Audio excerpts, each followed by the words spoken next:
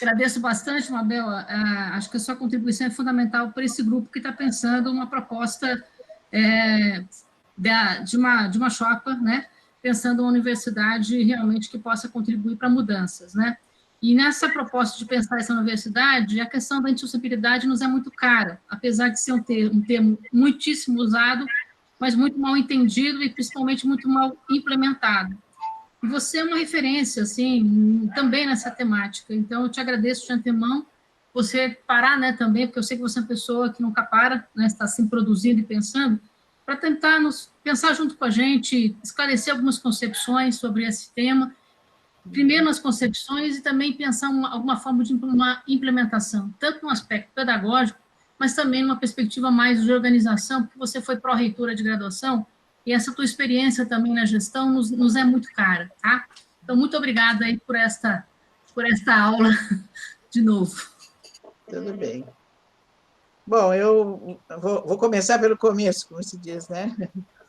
Como disse a Antônia, eu fui pró-reitora de graduação justamente num momento onde esse discurso se implementa de uma forma legal. Estávamos no ano de 1989. Em 88 havia havido a Constituinte, que, respondendo à pressão dos movimentos sociais, a fundação da Andes e a reorganização da universidade pós-ditadura, lutava para que fosse presente no texto constitucional a explicitação da universidade através dessa trilogia, né? E isso está lá até hoje. A universidade se caracteriza pela indissociabilidade do ensino, da pesquisa e da extensão. Na época, após essa conquista, assumindo, então, o cargo de gestão, eu me vi muito com esse dilema. Eu dizia sempre que foi o day after, né? Eu fiquei um pouco com essa batata quente na mão. O discurso foi aceito, mas o que fazemos com esse discurso, né? Porque, na realidade, havia muito pouca discussão mais profunda, havia muito pouca...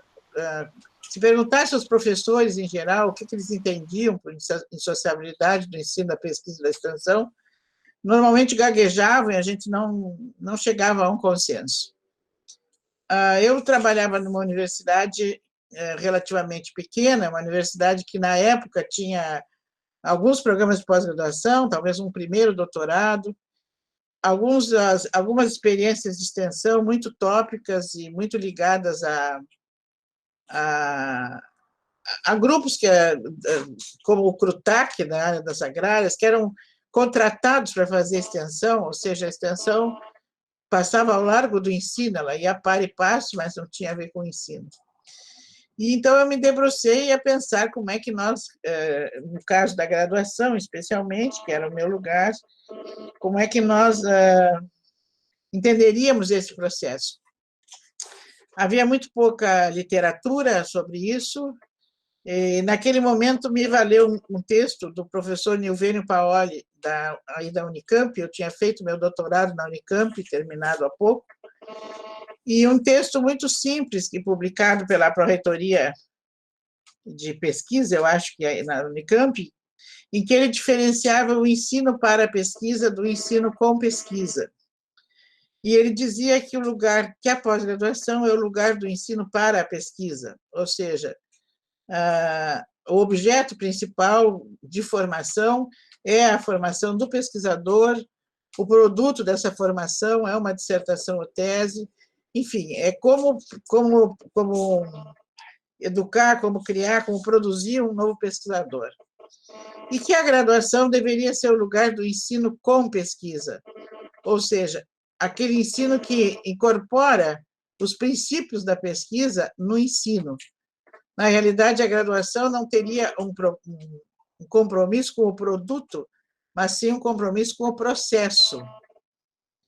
E na época, o meu colega, que era pró-reitor de pesquisa, me questionava um pouco, porque dizia: mas é perigoso pensar pesquisa na graduação, porque a pesquisa tem um compromisso com o produto, e nem os estudantes de graduação não têm formação para isso. E eu dizia que concordava, mas, ao mesmo tempo, pensava que a Constituição não diz que a indissociabilidade do ensino da pesquisa se dá na pós-graduação, se diz que dá na universidade. Portanto, nós temos que encontrar uma forma de compreender esse discurso. Então, começamos a analisar, do ponto de vista da organização de currículos na universidade, como é que isso poderia se instaurar. E aí fomos chegando a uma perspectiva, fomos nos dando conta de que, na nossa tradição, especialmente na lógica da ciência moderna, os nossos currículos da graduação eles são construídos a partir de uma concepção epistemológica que privilegia certamente as certezas e o conhecimento pronto. E o principal papel do ensino é a transmissão de um conhecimento pronto, né? Então, um lugar onde esse currículo tem uma forma piramidal, que historicamente segue a lógica epistemológica da ciência moderna, que vai do mais geral para o mais específico, que vai do teórico para o prático, e portanto, o aluno que valoriza as certezas, né? Melhor o aluno é o aluno que responde mais próximo daquilo que está no livro ou do que o professor mencionou na sala de aula. E, portanto, a dúvida é sempre punida, né? Quem pergunta evidencia que não sabe. E o não saber na escola da ciência moderna é sempre alguma coisa a ser punida. Então, esse processo histórico dos nossos currículos, ele coloca o aluno frente a uma prática só no final, né? O currículo mais clássico, só no final da sua formação, que é no estágio, onde ele enfrenta a realidade. E parte de uma ideia de relação teoria-prática, em que a teoria é a aplicação da prática. Por isso, ele tem que passar por toda a teoria para depois enfrentar uma prática profissional. E, em geral, depois que ele enfrenta essa prática profissional, que ele criva de dúvidas e de questionamentos, ele não tem um acompanhamento de voltar à teoria, porque muitas vezes isso é no fim do seu curso. Ora, então, essa organização do currículo ela é piramidal a partir dessa lógica, né? A base está nas generalidades, o meio do currículo são as tecnologias ou as metodologias, e no ápice do currículo está a prática. Normalmente, o conteúdo é dado do mais simples para o mais complexo, do mais antigo para o mais recente, sempre observando uma ordem. Um pouco repisando o que diz a nossa bandeira, ordem e progresso. Então, é preciso ir na ordem para chegar ao progresso. Ora, a concepção de pesquisa, ela faz uma inversão nessa pirâmide epistemológica, porque a pesquisa, qualquer tipo de pesquisa, ela tem como pressuposto a dúvida, ela tem como pressuposto um não saber, ela tem como pressuposto uma pergunta. E qualquer um de nós que faça uma pesquisa tem que ter um problema, tem que ter uma pergunta, né? E aí a gente pode problematizar de onde nasce essa pergunta. Por que o problema de pesquisa é um problema do sujeito, né? Do pesquisador, do sujeito que vive algum tipo de experiência relacionado com esse campo. Então, se percebe claramente que a dúvida do ponto de vista do campo epistemológico, ela nasce de uma certa imersão numa prática, né? E eu dou alguns exemplos assim bem simples para os meus alunos, né? Eu, por exemplo, terminei a minha tese de doutorado escrevendo à mão, escrevia a minha tese à mão, ia para o datilógrafo, voltava, etc. E eu tinha uma colega, que até hoje é uma pessoa bem conhecida aí nessa área da informática, que um dia me convidou para ir na casa dela, logo depois da minha defesa, e me disse, eu vou te mostrar aqui o computador, uma coisa que são interessantes, que pode nos ajudar. Eu fui, olhei, achei interessante, mas a única pergunta que eu sabia fazer era quanto custou, porque, de resto, eu não conseguia fazer nenhuma pergunta, porque a minha ignorância era tão grande sobre essa área da informática e da computação que eu não sabia fazer nenhuma pergunta. Então, o pressuposto é esse, quer dizer, para a gente ter a possibilidade de fazer alguma pergunta sobre um campo científico, é necessário ter alguma aproximação com o campo de prática desse campo, saber o que ele faz, né? Ora, então, observa-se que a pirâmide da pesquisa, ela parte ao contrário, ela parte de uma leitura de um campo de prática, né? Esse campo de prática produz uma pergunta, aí, com essa pergunta, nós vamos, então, ao desenvolvimento da empiria, e aí vamos procurar uma teoria que explique essa empiria, né? E que nos responda essa pergunta. Então, eu estou aqui, assim, mexendo com as mãos, mas vocês não me enxergam, mas, de qualquer forma, o que eu quero mostrar é que a pirâmide do ensino vai num sentido, do ponto de vista epistemológico, e, historicamente, a pirâmide da pesquisa vai no outro sentido, do ponto de vista epistemológico. É outro caminho da ciência do conhecimento, né? A indissociabilidade do ensino da pesquisa, ela só vai ter um sentido mais profundo quando ela mexer na concepção de conhecimento, ela não é um rearranjo, né? Nós até hoje estamos vendo aí a questão da curricularização da extensão, assim como foi a da pesquisa, começa a acontecer os rearranjos, quer dizer, as pessoas continuam com a mesma lógica de conhecimento do currículo, e aí, com as horas previstas legalmente, tem que inventar alguma coisa para preencher aquele espaço, né? E, então, a minha tese é que nós temos que mexer na construção do ensino, né? Não é tanto da extensão nem da pesquisa, nós temos que mexer no ensino. O ensino que nós teremos que trabalhar na universidade, ele tem que ser alterado na sua concepção epistemológica, né? E isso envolve tanto o currículo como a sala de aula, que são os dois espaços onde o processo pedagógico acadêmico ocorre, né? Porque não adianta fazer um desenho de um currículo totalmente inovador se a prática da aula continuar utilizando a mesma concepção de conhecimento. E eu posso inserir na minha aula concepções de conhecimento que se alternam, e isso tem sido feito, mas se eu trabalho num currículo muito tradicional, essa minha iniciativa, ela acaba esbarrando num determinado modelo de currículo, né? Então, muitas vezes as nossas experiências acabam começando pela aula, porque nós todos sabemos que alterar significativamente os currículos é muito mais complexo, e a sala de aula muitas vezes fica um pouco mais no nosso arbítrio, né? E a gente vai fazendo, então, alterações. Então, fundamentalmente, eu compreendo que a indissociabilidade do ensino, da pesquisa e da extensão, ela vai se dar quando a gente incorporar uma nova epistemologia, né? E tendo, portanto, a compreensão de que a relação teoria-prática se alterna, né? E, fundamentalmente, conta com o protagonismo do estudante, quer dizer, ele não é mais alguém que, enfim, que a sua expertise se dá pela capacidade de reproduzir o conhecimento já produzido, né?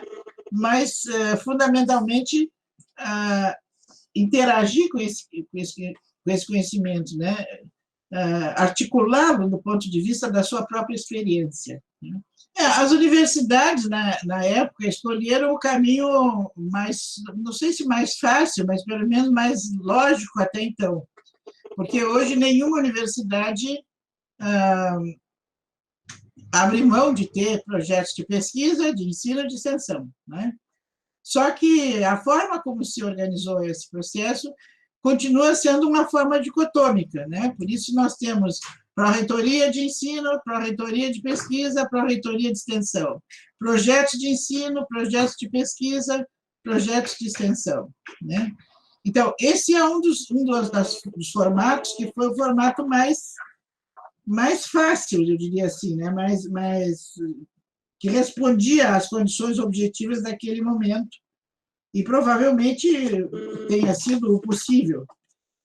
Mas, à medida em que as políticas foram fortalecendo esse tipo de de ação, né? Porque até do ponto de vista da nossa relação com o MEC, com o governo, é assim, né?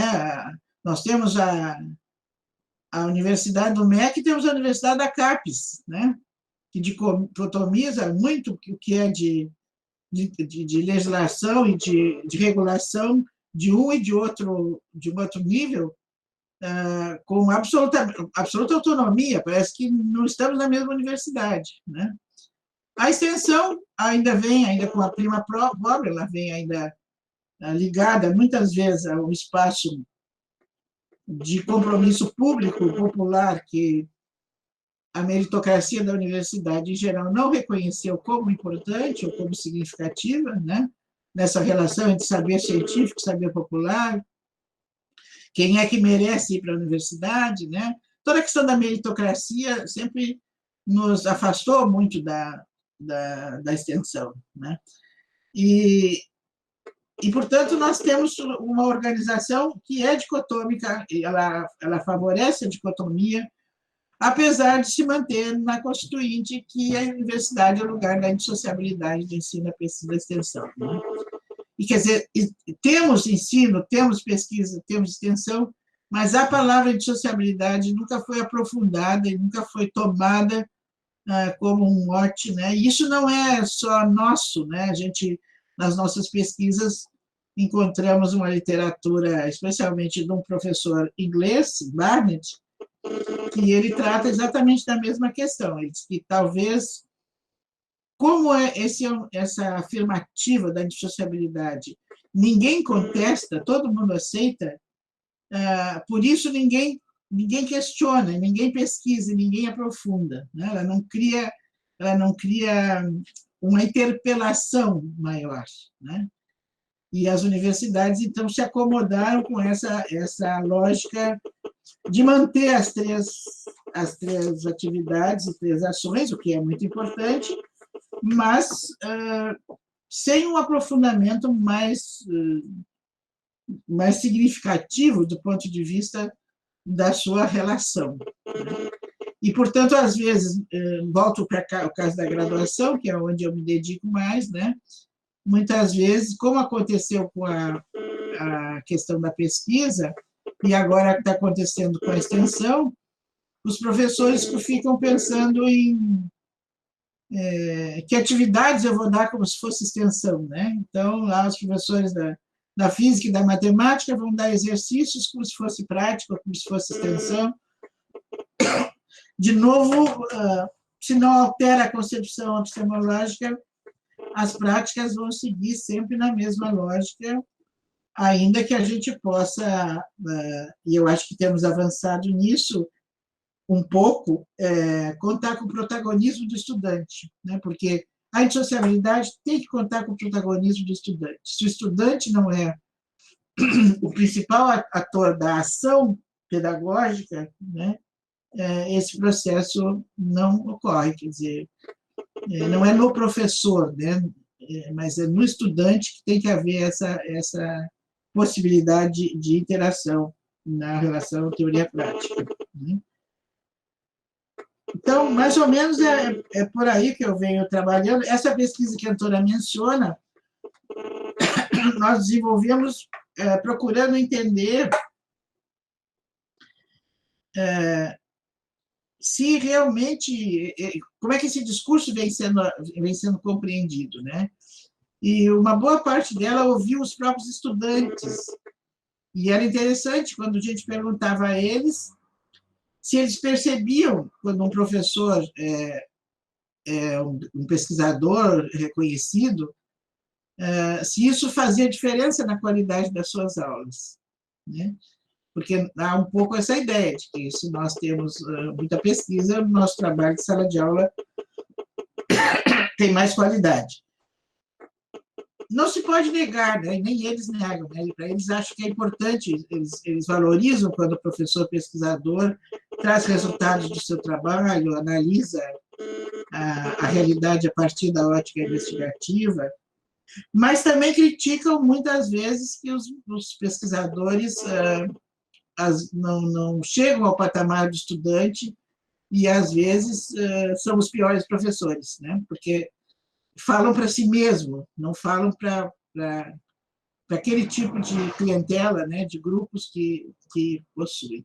E, no entanto, eles também nomeiam ótimos professores, muitos bons professores, que necessariamente não são pesquisadores no estrito sensu, né, e que fazem um ótimo trabalho de ensino. Esse argumento serve para também algumas teorias sobre a educação superior, de alguns que defendem, por exemplo, né, que nós temos que ter a diferença na universidade entre pesquisador e professor, duas carreiras, digamos assim. Eu acho muito complicado essa postura, porque eu acho que a pesquisa qualifica muito o ensino, mas ela, por si só, não faz o professor, né? O professor tem outros saberes e outras habilidades que vão compor essa sua condição profissional. E como o recrutamento dos nossos docentes vem progressivamente sendo reforçados pela lógica da pesquisa, né, pelos produtos da pesquisa, muitas vezes esses saberes pedagógicos do campo do ensino acabam sendo os menos valorizados na universidade e, portanto, incidem numa dificuldade maior de avançarmos um pouco nessa perspectiva de um ensino com pesquisa, de uma indissociabilidade de ensino e pesquisa no caso da graduação. É complexo, tem muitos barbantes a serem puxados, né, de diferentes lugares, mas eu acho que começa com o projeto pedagógico, né, da universidade, com o projeto pedagógico da própria gestão, né, onde essas questões precisam ser claras, num sentido de definir, ou pelo menos delinear um perfil do estudante que se deseja, né, e que não fique somente num palavrório, mas que depois as ações de gestão sejam consequentes com esse perfil, né, com essa condição. Por muito tempo, nós, até por respeito aos colegas, ou até pela uma concepção que a gente tinha de autonomia docente, nós deixamos assim, para a iniciativa de cada professor se envolver ou não com essas questões do ensino, né? As universidades fazem alguns programas, por exemplo, de formação docente, mas nós mesmos da área pedagógica tínhamos um certo peso de achar que isso era uma coisa obrigatória, né? Que os professores tinham que ir quando se interessavam. Que bom que fosse assim, né? Que todos se interessassem. Eu hoje tenho uma posição contrária, né? Eu acho que nós somos profissionais e, como professores, somos primeiramente profissionais do ensino, né? E, portanto, como qualquer profissional, precisamos estar constantemente atualizados, estudando aquilo que fazemos, né? Eu sei que essa ideia vai encontrar muita dificuldade ainda na universidade, mas se a gente não pegar isso à unha, né, não levar adiante, fica no discurso, né? Fica no discurso. Agora, hoje está assim também uma outra coisa que nos afeta é que historicamente, né, a função do professor entendido que é um papel da educação escolarizada era que a educação escolarizada tinha um papel de transferir, né, de passar o conhecimento historicamente acumulado de uma geração para outra. Então, as pessoas iam para a escola ou para a universidade para isso, né? Porque praticamente a escola, entendida no sentido amplo, era a única instituição que tinha esse papel social, né? E a única instituição reconhecida, porque vocês observam que alguém pode ter uma expertise numa determinada área, mas ele não pode ser um profissional se ele não tem um aval da escola e da universidade, né? Porque é a sociedade que otorga esse papel de reconhecimento a essa instituição. Nessa lógica, o professor que se desejava era o professor erudito, aquele que tivesse o maior conhecimento e maior clareza do seu campo, que pudesse, então, de uma forma mais ampla, transmitir essa informação para os alunos. Ora, hoje, nos últimos anos, né, com a questão da informática, esse papel se atinge na sua essência, né? Porque a informação está disponível, não há mais necessidade de um aparato escolarizado para que a informação seja transmitida. E até houve alguns teóricos que chegaram a especular o fim da escola, o fim da escolarização, porque, enfim, cada um pode, através da informática, chegar à informação. O fato é que há uma diferença entre informação e conhecimento, né? A informação está disponível e ela é comum a todos. Agora, o conhecimento é sempre autobiográfico, cada um faz o seu. O conhecimento é uma ação individual, né? E, portanto, isso vem incidindo muito no papel do professor, porque não exime o professor de um conhecimento amplo do seu campo, mas pressupõe as suas habilidades de ser essa ponte entre a informação disponível e as condições objetivas, culturais, afetivas, emocionais, intelectuais do estudante, né? Isso exige outras competências, além do conhecimento do campo, né? E essas habilidades, esses conhecimentos, muitos de nós aprendemos na prática, pelo exemplo de outros professores que tivemos, mas se não aprofundarmos isso de uma forma mais sistemática, tentando teorizar um pouco esse trabalho que fizemos, fica sempre um trabalho artesanal, né? Ele acaba sem ter um estatuto profissional reconhecido, né? E isso acontece, porque vocês veem que na nossa carreira de progressão, vale muito mais os resultados da investigação, as publicações, enfim, do que como demonstrar que eu tenho um bom desempenho docente, né? De que os meus alunos aprendem, que eu conheço bem o processo de ensino-aprendizagem, né? Pouca diferença faz, do ponto de vista de carreira, um professor que diz que, às vezes até com certo orgulho, que reprova 50% da turma, no outro que aprova 80% da turma, né? Eu sempre digo que a gente teria muito medo de um médico que diz que 50% dos pacientes morreram, né? E nós temos, às vezes, professores que acham que 50% de ser reprovados é status para ele, né? Então, há saberes aí que precisam ser revistos, né, e retomados enquanto um valor. As universidades europeias estão fazendo isso já há mais tempo, as americanas, né?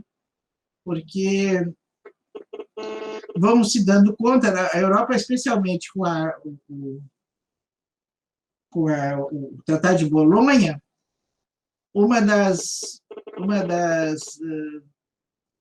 os aspectos que incidem na avaliação da universidade é a mobilidade estudantil. Quantos estudantes de outras universidades procuram fazer estágios, né? Aquilo que o Bolonha prevê, né? De uma mobilidade durante o percurso. E no entanto, talvez as grandes universidades, ou das grandes cidades, elas não tenham muito problema para atrair estudantes, né? Mas as universidades menores, as universidades mais periféricas geograficamente nos países, como é que atraem os estudantes? Então, eles começaram fortemente a investir num discurso de venha estudar aqui, porque aqui o ensino faz diferença, né? E todo o investimento na formação de professores, na estruturação dos equipamentos, né? Com extrema publicização disso, né? os sites das universidades passaram a ser importantíssimos, porque os alunos se informam através dos sites, né? Então, aquilo que às vezes a gente deixava meio por conta de um funcionário ou alguém que se interessasse, hoje passa a ser um instrumento muito importante do ponto de vista da divulgação daquilo que se faz, né? E começaram a colocar resultados de trabalhos pedagógicos enfim, toda essa discussão acadêmica, né, nessa disposição. Eu fiz um estágio sênior lá em Sevilha e vi bem isso na Espanha, como é que funcionava. E, na época, eu pensei assim, bom, isso vai demorar muito chegar no Brasil, porque lá eles estão disputando alunos, né? E nós ainda selecionamos alunos, né? Nós descartamos alunos, digamos assim. São os alunos que disputam a universidade, não somos nós que disputamos alunos. Entretanto, no caso das federais, com essa questão do SISU, eu estou percebendo que esse fenômeno começa a aparecer, que, né, os estudantes que fazem uma seleção generalizada e depois vão escolher a universidade, eles vão no site dos cursos, né? Eles vão ver onde é que tem alguma coisa diferente, eles vão atrás de uma informação que, claro, junto com outros motivos pragmáticos, né, de moradia e acesso, enfim, mas fazem uma confluência. Então, se percebe que essa dimensão do ensino ela começa a ter uma importância do ponto de vista da visibilidade, né? Que eu não sei se os nossos gestores já se deram conta desse processo, né? Agora, é um trabalho lento, né? Porque envolve mudança. Vocês veem que a gente tem mais de 300 anos de pensamento positivo sobre a nossa cultura, né?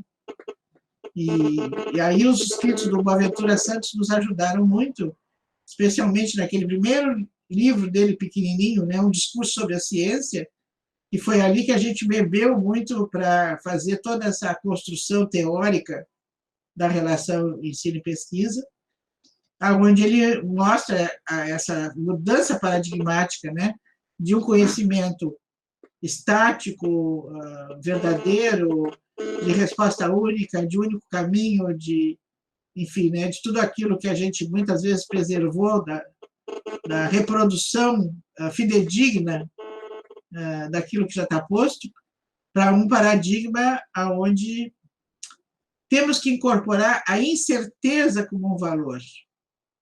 E isso é complicado, porque o professor, historicamente, incorpora a certeza como valor, né? Ele se sente desconfortável se, por acaso, ele não tem a resposta para dar uma pergunta para o seu estudante, e isso é difícil, né? Isso envolve todo um processo de conscientização e de investimento que vai se fazendo aos poucos, né?